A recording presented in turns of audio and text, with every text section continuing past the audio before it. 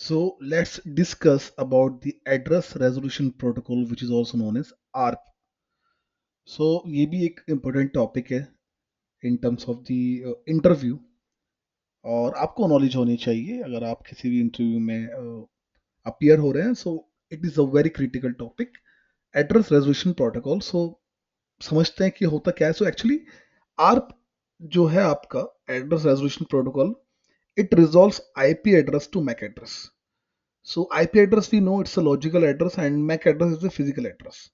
So अगर हमारे पास ऐसी सिचुएशन आती है कि हमें किसी भी डिवाइस का IP एड्रेस पता है और हमें उसका MAC एड्रेस जानना है, so what we will do, we will use this ARP command, ARP. So it finds the hardware address which is also known as a MAC address of a host from a known IP address and vice versa. So it means कि अगर हमें IP address से MAC address निकालना है, so we will use ARP. लेकिन अगर हमारे पास मैक एड्रेस है, मैक एड्रेस की मदद से हमें आईपी एड्रेस निकालना है, then will use this R A R P, which is the reverse of ARP. IP address से MAC address, then will use ARP command. और मैक एड्रेस से अगर आपको आईपी एड्रेस निकालना, then we will use reverse ARP. So let's understand how this ARP command works by taking an example. For example, we have this computer 1 and then this computer 2. Computer 1 wants to know key IP address 192.168.1.115 का MAC address क्या है.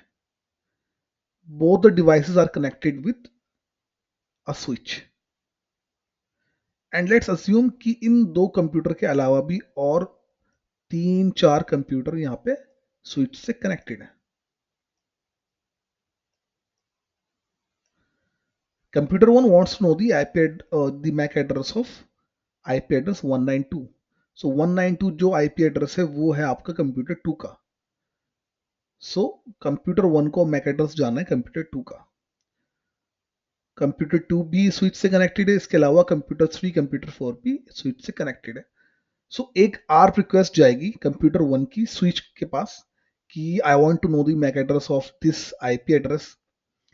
अभी switch के पास computer 2 computer 3 computer 4 कनेक्टेड है. So what it will do, it will send a broadcast message to all the devices on the LAN asking which devices signed that MAC address.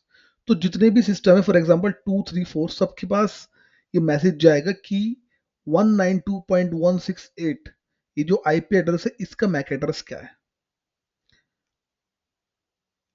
अब जब सबको मैसेज ब्रॉडकास्ट हो गया, then computer 2 will say कि ये तो मेरा IP address है एंड मेरा मैक एड्रेस ही है. So now the computer 2 will provide the MAC address and it will be sent to computer 1 using the ARP response. So if a computer knows a device IP address but not its MAC address, it will send a broadcast message to all the devices on the LAN asking which devices signed that MAC address. So वापस slide पे चलते हैं और देखते हैं कि command prompt को use करते हुए कैसे आप जो रिक्वेस्ट है उससे किसी भी जो आईपी एड्रेस को मैक एड्रेस आप पता लगा सकते हैं अगर वो डिवाइस कनेक्टेड है. सो विंडोज हो या आपका लिनक्स हो. सो ये जो आप स्क्रीनशॉट देख रहे हैं यहाँ पे, ये विंडोज का है एंड ये आपका लाइनक्स का है, देन ये आपका मैक ओएस का इंटरफेस है जिसको आप बोलते हैं टर्मिनल.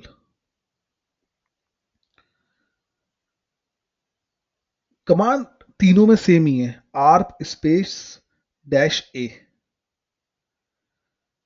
थोड़ा सा जो आउटपुट आएगा वो थोड़ा सा आपका डिफरेंस आ सकता है, और कि जिस तरह से आपका आउटपुट स्ट्रक्चर है वो थोड़ा अलग हो सकता है, लेकिन जो कमांड है ए आर पी स्पेस डैश है तीनों में सेम ही यूज होने वाली है.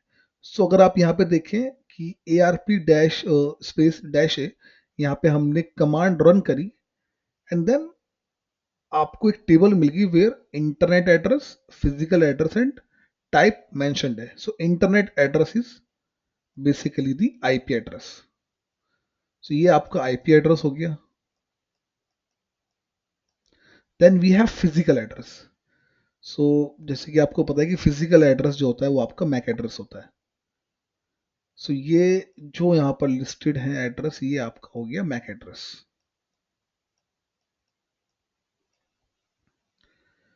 सो यू कैन सी 192.168.0.1 का मैक एड्रेस ये रहा, 192.168.0.5 का मैक एड्रेस ये रहा। सो जो भी डिवाइसेस कनेक्ट हुए हैं, या जिस डिवाइस के साथ इस कंप्यूटर में जिस पे मैंने कमांड रन करी है, इसके साथ जिस जिस डिवाइस ने डेटा एक्सचेंज किया है या इसके साथ कनेक्शन बनाया है, उन सब का आईपी एड्रेस के साथ साथ मैक एड्रेस भी इसके पास स्टोर है। फॉर एग्जांपल मैं मेरा एक कोई नया सिस्टम है और मैंने उसको कनेक्ट करा इस सिस्टम से, सो उसका भी मैक एड्रेस आईपी एड्रेस यहाँ पे लिस्ट में स्टोर हो जाएगा। सो अभी जो आप देख रहे हैं इतनी सारी यहाँ पे एंट्रीज हैं, 192, 0.1510, तो ये सारे डिवाइसेस वो हैं जिसने इस कंप्यूटर के साथ कनेक्शन बनाया है, डेटा एक्सचेंज किया है, इसलिए सारी एंट्रीज आईपी एड्रेस और मैक एड्रेस इस सिस्टम में अवेलेबल है। सो जब भी आप कोई किसी भी आप सिस्टम के साथ कनेक्शन बनाएंगे या डेटा एक्सचेंज करेंगे, तो उस सिस्टम का जिसके साथ आप डेटा एक्सचेंज करेंगे आपके कंप्यूटर में एआरपी कैश जिसको बोलते हैं, उसमें वो आपका डेटा स्टोर हो जाएगा कि जिस कंप्यूटर के साथ आपने डेटा एक्सचेंज किया है या आप करने वाले हैं, उसका आईपी एड्रेस और मैक एड्रेस क्या है।